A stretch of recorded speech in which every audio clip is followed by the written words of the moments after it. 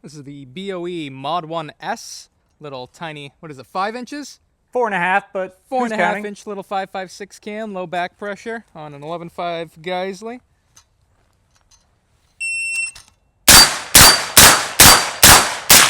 Damn it! That's fine. I'm here with Mr. Durable Magazine himself, Mr. Justice Hall. Thank you very much for coming. Of course. BOE Silencers, Yep. offshoot of Durmag. Yeah, kind of. I mean, it's so our company, C Products Defense. We have multiple brands now commercially. Durmag is what we're I guess better known for. It's what we've been doing a lot longer. I've been a customer way longer than I've worked here, so Sweet. it's something I'm really passionate about. But also something I'm passionate about is suppressors. So when we had the opportunity to really get into suppressors and having the resources to basically develop the suppressors that we always wanted, that was, I think, a really cool thing for us. We always kind of said, like, yeah, it'd be cool to make suppressors, but also at the same time, trying to grow the Mag brand and all the other things that we do, it's just like, hey, I don't know if now's the right time to do it. But everything kind of, came together over the last couple of years. We launched first with our Mod 1 line, which includes our Mod 1 and our Mod 1S. It's a next-gen can, so it's low back pressure, but it's also pretty flexible. It's got tunable end caps, so you can tune the can to the gun. But the biggest thing about it is built on a 3D printed nested monocore, which is a really cool concept because I like monocores. I like the idea of them, but traditionally they've never really performed that well. No. But with this, it's really cool because it's one of my favorite features, I suppose. But we get sound performance and low back pressure and just a really cool product that's fully serviceable.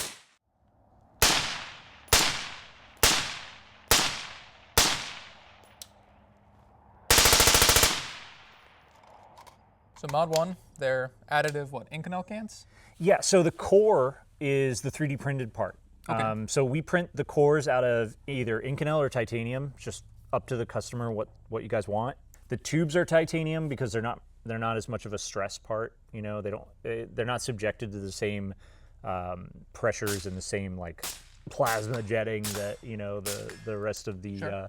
The baffle stack is. And then they can be 5.56 or 30 cal? The Mod 1 comes in 5.56, 30 cal, 36, and 46. Okay. And again, each caliber comes caliber-specific core, but also caliber-specific end caps. And you have multiple end caps that come with it so that you can tune the can to the gun or tune it to whatever you're doing in the moment.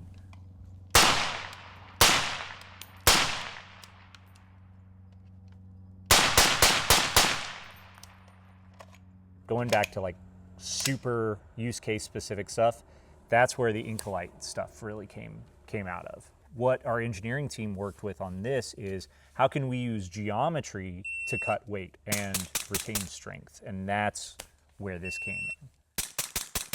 You said this one was 4 ounces? Yeah, the 9S, the Incolyte 9S is 4 inches and 4 ounces. This is insane. Yeah. It weighs nothing. And the sound is incredible. Like I'm really surprised at like the performance of that product specifically. That was kind of something I really pushed for, was that little 4-inch can, the 9S. I was like, hey, I want something that doesn't really impact the size of the gun, but I was like, it has to punch above its weight on sound. And I think it really does.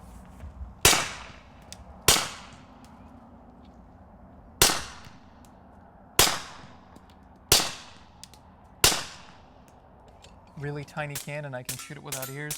And I mean, Yeah. What else do you want? If you're someone with machine gun or, FRT, super safeties and stuff like that. That is a very, very nice recoil impulse.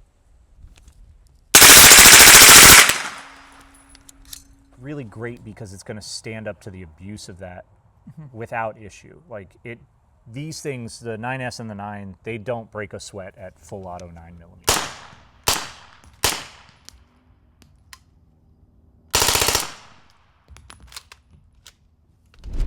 This is the BOE Incolyte 9 on this Colt 9mm AR-15. First mag is going to be supers. Next is going to be subs.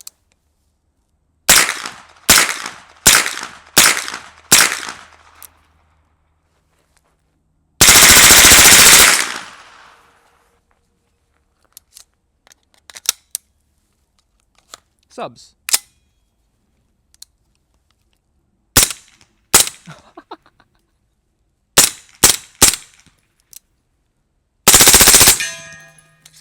That's really cool.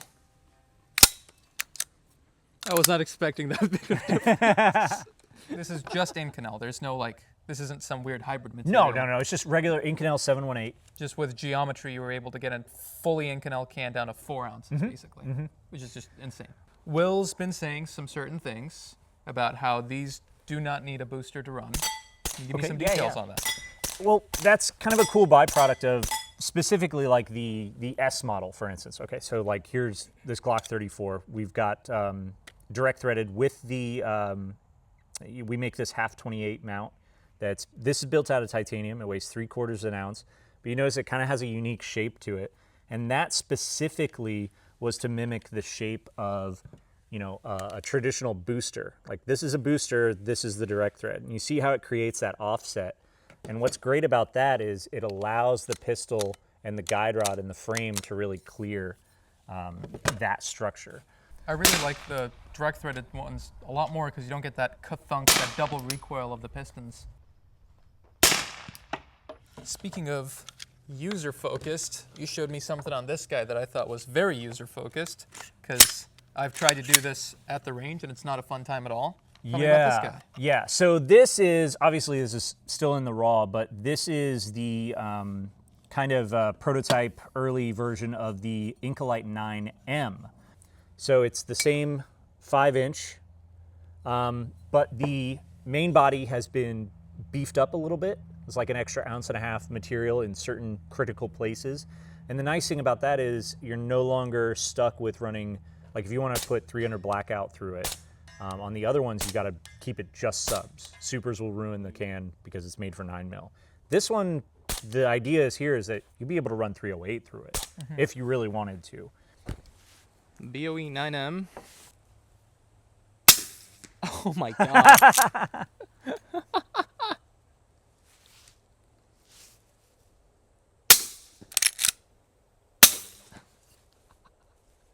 Just hear a whiz. That's so funny, dude. That's such a cool noise. Those are 38s? Yeah. It's just a zip. Yeah, very zippy. I like it. It's the same size profile, but it has this 2.5-inch module on the end of it. So you can really kind of maximize for a total length of 7.5 inches and minimal weight. I think the weight on this is like 8.5 ounces or something like that.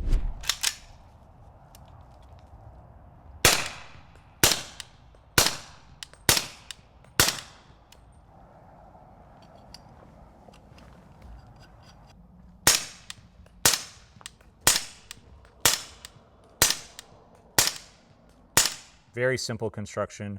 There's no end caps to swap out. From the pistol to the rifle, I think we put it on a 38, and that was awesome. Oh yeah. But big difference going from the main body and then also just to the full length. So that was, like you said, for the several uses, several different hosts. I know a lot of our customers specifically do like the idea of just buying one can and being able to do a lot with it. I love that. Yeah. Say no more. It's similar to you. Like before I started really, you know, selling the suppressors, I was always, you know, for every gun you want to suppress, buy a separate can and tune it perfectly for that. I was that kind of person. Right. But then, you know, the reality of it hits when you've got how many guns, and then you don't want to buy a can for each one. You buy a can, and it goes on either all of them or most of them or whatever. Yeah. And being able to change them up on the fly like this, like maybe you're shooting one of your rifles that's super high back pressure, and you just really need, you know, the suppressor to be as low back pressure as possible. It's an end cap change with your cans. You get the Mod 1, you pop off that end cap, you put the one with the holes on it, a lot easier. Yep. And then maybe you're going to a night shoot right afterwards, and you want to put it on your night gun, and you don't want more flash downrange. You know, this is kind of first article sample, if you will. Got like 10 of these sitting around that we're testing different configurations, different baffle structure, all kinds of different things. We'll finish that up in the next week or so and then slate it for production. But it's looking like January. Cool. You know, January those will be out. That's easy. Yep. I think the Incolytes sell themselves. Incolyte, arguably the best material to make silencers out of. You guys figured out a way to make it actually light, which counteracts the one downside that usually Inconel has. Like, why would you want a TI can if your Inconel is just as light? For the Mod 1s, got to work a little harder. Why would somebody want the Mod 1? So this is the suppressor that's basically going to give you that longevity. This is a real investment. It's got all the features you could ever want. You're not stuck with low flow, high flow. You're not stuck with high back pressure, low back pressure. It's got both in one. This is essentially, you're getting 2 cans out of one. You're able to set it up however you want. It's fully serviceable, so you can take it apart. You can clean it if you want. You know, the D360 coating does a great job of mitigating, you know, that carbon, that carbon buildup. But it's also cool to be able to take it apart, inspect it, shake all the carbon out instead of, you know, trying to clean it and using cleaners and stuff. But the nice thing also is you have a lot of confidence in the investment as well that, hey, if you have an issue, like let's say you run the wrong caliber through it, you put 30 cal through your 5.56 can, or you don't have it tight and you have a baffle strike or you mangle it. The cool thing is the service is really simple for us to take care of. On the law enforcement side, they're able to just stock the cores, so that's great for them. You know, SWAT teams and police departments, they keep extra cores so that they have that issue. Then armor just swaps them out right back on the gun. It takes 5 seconds. For the consumer market, we can't really do that yet. We can't distribute the cores, but you know, our process is very simple. Just like any service for a suppressor, the whole thing comes back to the manufacturer. We pull it apart, we gauge it, we check it, we replace the parts. Depending on, you know, if it's warranty or not, you know, generally we're pretty generous with that sort of stuff. But more than likely, it's really easy. We can get it done same day, right back out the door. Oh, that's awesome. Very, very simple. So and if there's any cost associated, we just charge for the cost of the parts. But again, you know, a lot of stuff is covered under warranty. We don't, you know, we know people invested in this. They invested in us. They trusted us by buying this product. So we're not going to, you know, bend them over backwards and trying to squeeze more money out of them.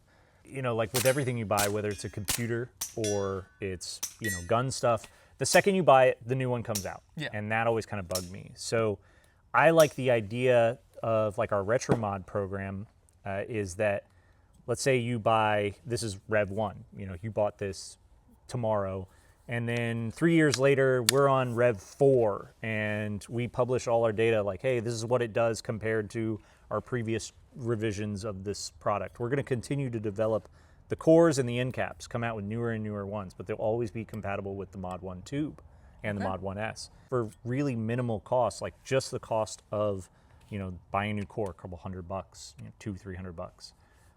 You can have your whole suppressor completely upgraded to, Sweet. you know, like a software or hardware update. Yeah, you yeah. know, you send it in to us, we get it swapped out. Say, hey, here you go, new can, all new core, new end caps. You're ready to go. Now you've got the current version of it. Mod 1, Mod 1S, Incolyte 9, Incolyte 9S, You got it. Incolyte 9M coming soon, TM. I can't tell if just suppressor technology is just advancing really fast or if I'm losing my hearing really fast. Because I swear when we started doing these videos, I had to wear ears for them, and now I'm not. Yeah, I think the best way to you know, to do that, obviously you could go to the doctor and listen to some nerd give you a hearing test. But yeah, just go shoot the older cans and then, you know, shooting them back to back to the newer stuff. But I think really what's driving it is obviously technology has grown substantially. You know, the ability to 3D print gives us, it essentially unlocks, you know, it unlocks flow paths and geometries that we can't really do with traditional machining. So that's what's really cool about that. The thing too is, that's what I've always found interesting about the American market is it's always been more discerning than the rest of the world in suppressor technology. Like if you look at a lot of, up until like this year, a lot of like European and other countries' suppressors that are native to, you know, their country, the technology is decades behind. A lot of aluminum monocore stuff. It's functional, but they don't have the same discerning taste or the requirement for technology. Now that suppressors are becoming more widespread, there's more brands doing it, the technology is greater. That also has kind of come full circle to where the consumer base, whether it's on the commercial side, just, you know, your average Joe, or even police and law enforcement, military, the end user is far more discerning on the features and the performance and what the technology is capable of doing. So that's what has kind of created this new boom, this new golden age of suppressor technology. It's kind of all these things combined. Cool. They are cool. You're right. You're absolutely right. They're very cool, especially the Incolytes, the 9S Yeah, man. specifically. I'm really excited about that. This is really cool. It is. And also, it's cool for us too. We're going to expand the Incolyte line. It's not going to just be 9mm. We'll do 5.56 ones and 30 cal ones, because the big differentiation is the ease of manufacture, and that translates also to cost. So, like I was saying earlier, like these are $12.99 and $11.99. These are $5.99 MSRP. So we're able to really cut our margins and cut the cost down and just say, hey, here's a quality piece of equipment at a good price. I didn't know those were $5.99. Yeah. Expanding it to other calibers, I think that'll go a really long way. Because right now, if you look at every suppressor company, it's either titanium or Inconel, and you ask why, and they tell you if you want it to be as light as possible, titanium. If you want it to be, more durable, less flash, Yeah. etc., Inconel. If you can get Inconel this light for a 5.56 can, Yeah, yeah. I think really I just got tired of talking as much as I do. So it's just like I just give them one option. Yep. Well, thank you very much for Of coming course. out with your cool guns. Yeah, let's shoot more. Nice. Let's do it.